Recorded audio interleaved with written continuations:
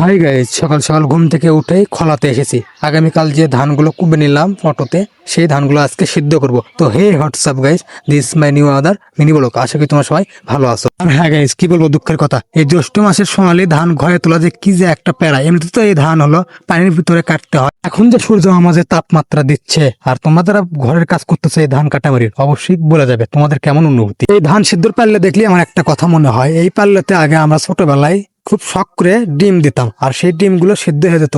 Guys, এতক্ষণ তো অনেক পেঁচাল পারলাম, আর পেঁচাল পাতে আমাদের প্রথম চৌলাটা নামলো ধানের। এখন আমরা সিদ্ধ করা ধানগুলো প্লেটের সাহায্যে বস্তা করব। যেহেতু এখন বস্তা করা শেষ, এখন বস্তাগুলোর মুখ ভালো করে বেঁধে নিচ্ছি। হ্যাঁ গাইস, তোমাদেরকে একটা কথা বলি, আমাদের বগুড়া জেলায় কিন্তু সবচেয়ে বেশি ধানের আবাদ যেটা হয় সেটা হচ্ছে কাটারি। এই কাটারি ধান দেরিতে আসলেও কিন্তু ভালো মোটামুটি ফলন আমরা কৃষকরা পাই। এখন সব বস্তাগুলোর মুখ বান্ধা শেষ, বস্তা করা ধানগুলো আমরা ভ্যানে করে খোলায় নিয়ে যাচ্ছি, কারণ চাতালে আছে আমাদের এখানে। চাতালে আরো অনেক ব্যক্তিরা ধান শুকাচ্ছে, ওখানে জায়গা হবে না। খোলাতে ধানের বস্তা নিয়ে এসে সেগুলো নেটের উপর ঢেলে যাচ্ছে আমার ছোট ভাই ফাই। আর হ্যাঁ গাইস, এই নেট পদ্ধতিতে ধান শুকানো যে ব্যক্তি বের করেছে তাকে অসংখ্য ধন্যবাদ, কারণ এই নেট পদ্ধতি নেমে কিন্তু এখন যেখানে সেখানে কৃষকরা ধান শুকাতে পারে। ধানগুলো খোলাতে লারে দিয়ে এসেছি এবং এখন আমাদের যে মেন কাজটা হচ্ছে খেরগুলো খোলাতে নিয়ে যে রোদে শুকাতে দিতে হবে।